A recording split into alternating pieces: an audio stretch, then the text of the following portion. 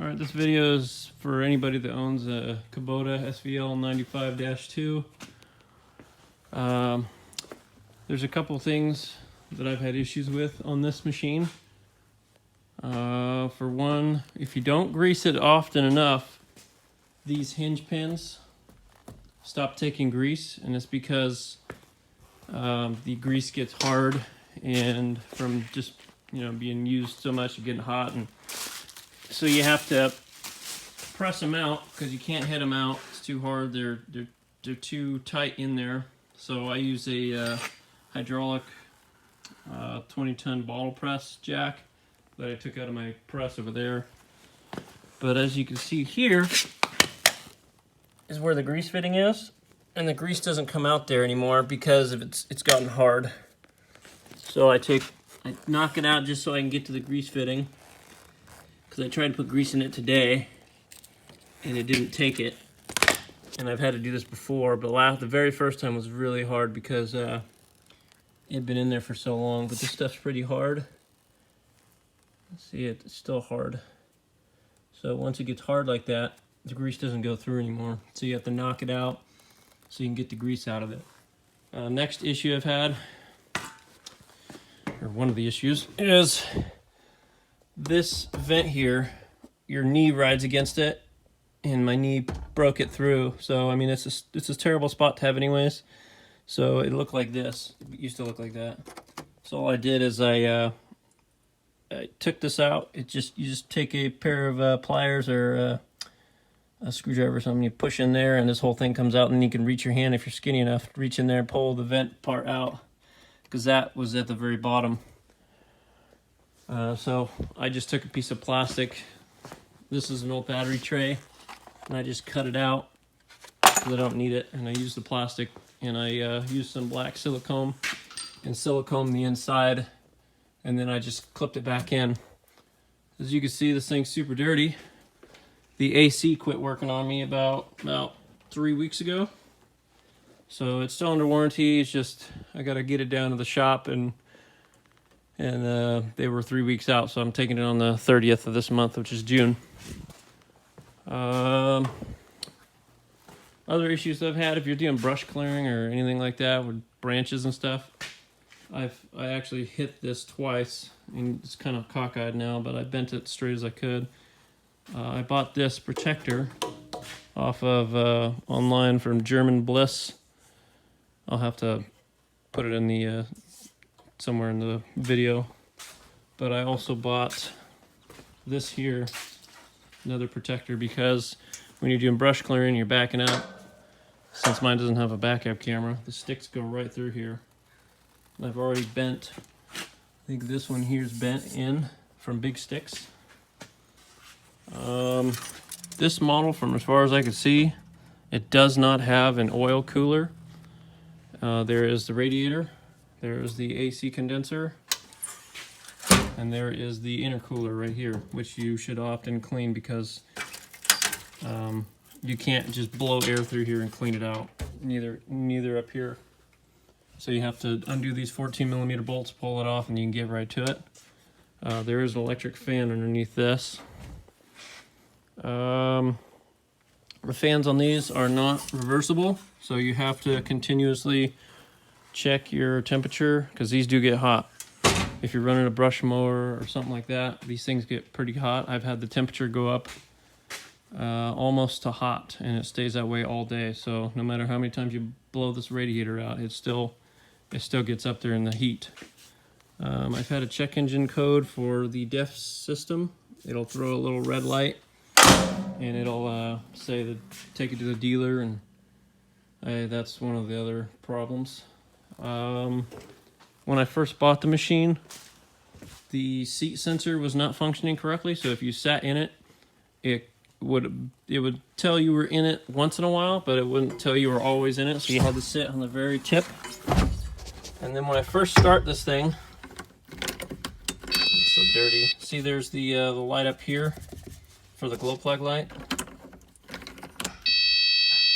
Usually when it's cold, it's supposed to light up and not let you turn it on, but mine throws that little symbol right here, a little triangular symbol, but it's yellow, and then it beeps a bunch of times.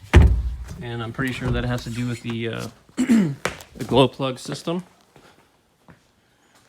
Oh, what other problems? The door rattles a lot, but you know, that's what you get for having the door go above you. The AC system is not getting cold anymore, and it's not blowing like it used to. Like if I open the vent back there and open this vent, you can't feel it. So I always keep this one closed and one of those open, or vice versa. But that definitely sucks. Up top here, inside the cab, there's a cabin filter which you can blow out. As you can see, it's super dirty. Just because there's no AC, so I've been running with the windows open. That's usually, you just take these two screws, you undo them, you plop it up, and you can clean it out.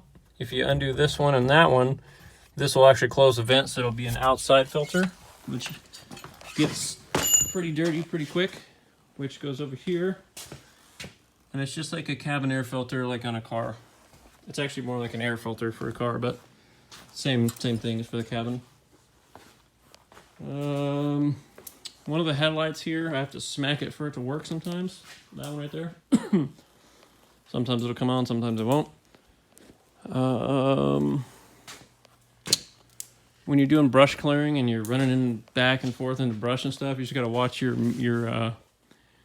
windshield wiper blade when you have it closed, your door closed, because it'll damage it. I've actually bent the crap out of the arm, but I had another one laying around.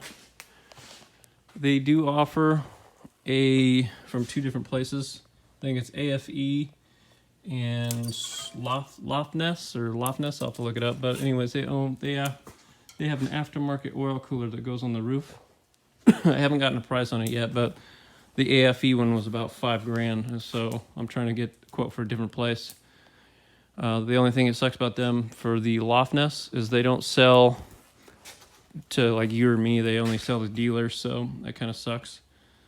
I'm gonna try to get one because brush mowing all day just gets it too hot, and I don't want to blow it up. So that has to be done, and it's pretty cool. It's a kit. If you get it from Lofness, it goes on the top. It comes with actual brackets that actually fit to this whole top. And then it has hydraulics that come down, I think underneath and then over here. And you have to poke holes in this top hood. And I think they hook in to one of these hydraulic, oh, right here.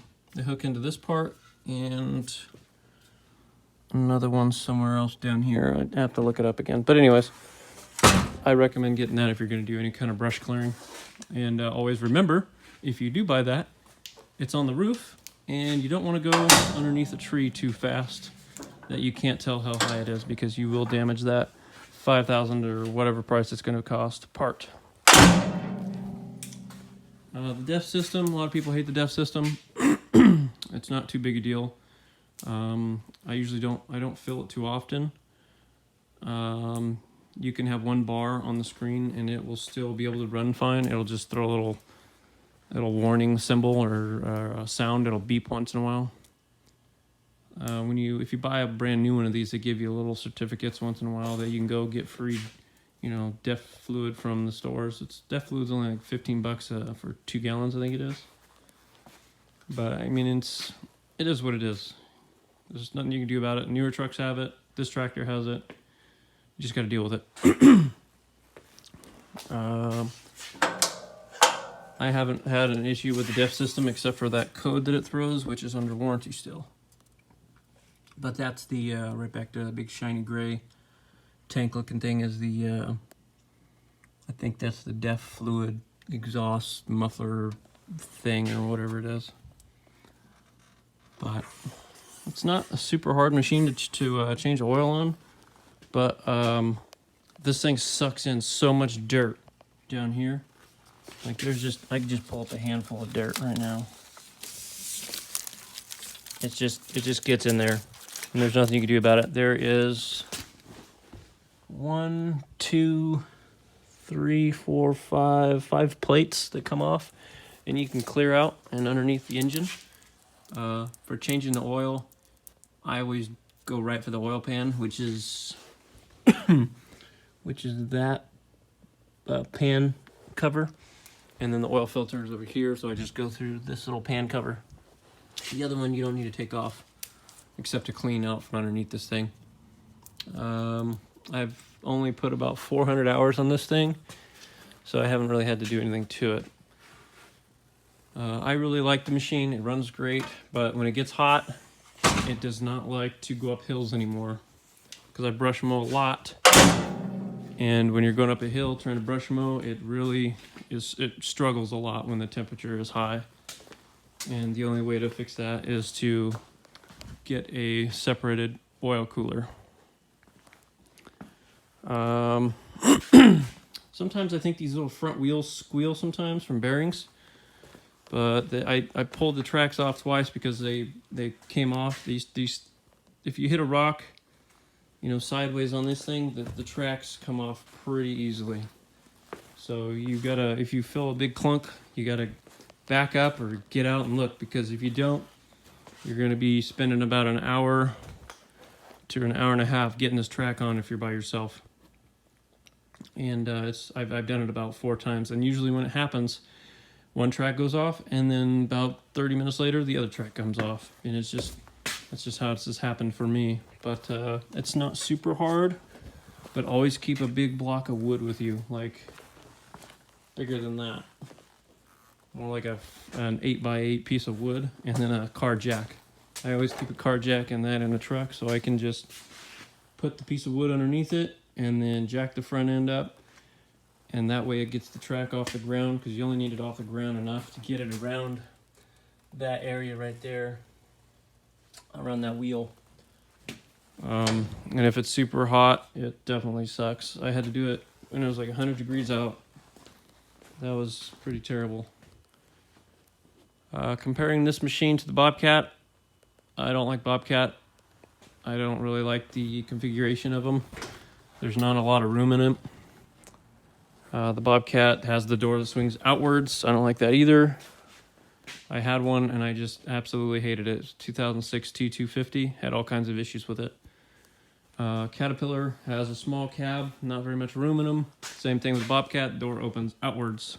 The whole main reason I bought this is just because the door goes up. That's about it, really. Other than that, if the other machines might have had the door that goes up, I might have gotten one of them. But there is quite a bit of room in this machine, so I mean, I still like the Kubota.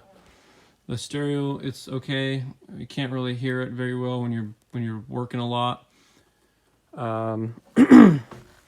It's just the speakers are up top there. Can't see them, but they're hidden up there, and you just can't really hear much when you're sitting in it, because the door's bouncing around. And let's close this thing here.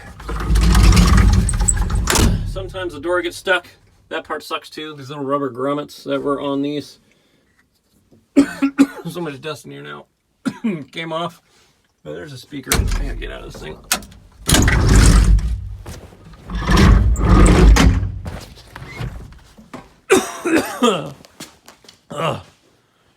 Yeah, this, and when the AC works good, it freezes you out of the dang thing. But same thing with heater. I actually don't like to run the heater just because it starts to make me sick, because it just gets hot in there. When the AC is working good, it works great. There's a little charger port there. I usually put my phone right down in here. It fits perfectly. It doesn't slide around, it doesn't come out, it just sits right there.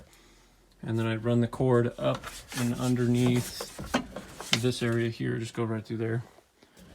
Cup holder's cool. The only problem with it is if you have an open beverage or something, it's obviously going to bounce around everywhere. And then that water for the windshield wiper blades always drips.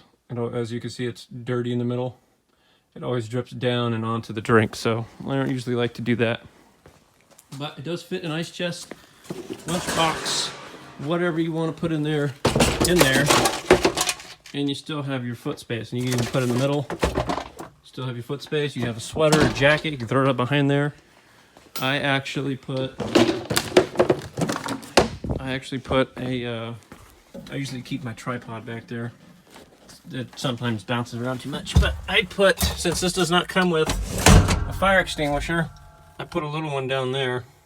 It's kind of hard to get to in an emergency situation, but there's nowhere else to put it. And then you can put your car keys and whatever. I keep my head ear plugs, whatever you want to call them, there. And I use these ones. These are Bluetooth. They hook right to your phone.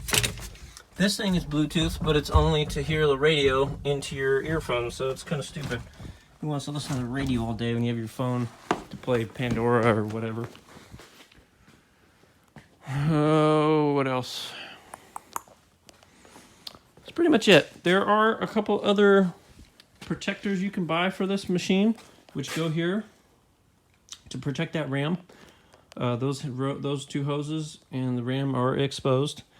So if you're running like a grapple bucket, you should probably put a protector on the bucket itself, because this place is open for brush to come in here and just destroy this ram. So that's one thing I need to do still. I haven't done it yet. The fuel's right there. It's pretty easily accessible. I have lost this cap almost one day. So when you're filling gas, I recommend hooking your car keys to it, because if you don't, you're going to forget to put the gas cap back on, and it's going to sit here, and you're going to drive away, and it's going to be falling off. So I drove about half an hour to the job, and I pulled over because I remembered the gas cap, and I saw it, and I was like, oh, it's not there. Okay, so I drove all the way back. Luckily, it was in the road. Nobody ran it over. DEF fluid, they have another special cover that goes here. It's kind of cool. There is another protector that goes here. I'll try to take screenshots and put it in the video.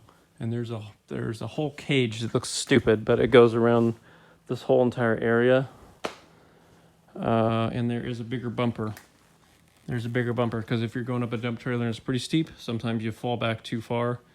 Luckily, this will catch you, but not always. You could potentially roll this whole thing over. Well, I've almost done it, so that's dangerous. To lock this door, to keep it open, there's this pin. You just put it in this little hole, and it stays open. That's about it for this machine. Just remember, always grease your fittings. The main one to grease is that one and the one on the other side of that. Because if you don't, this is the second time I've done this. And you're going to have to do this, and it's not very fun.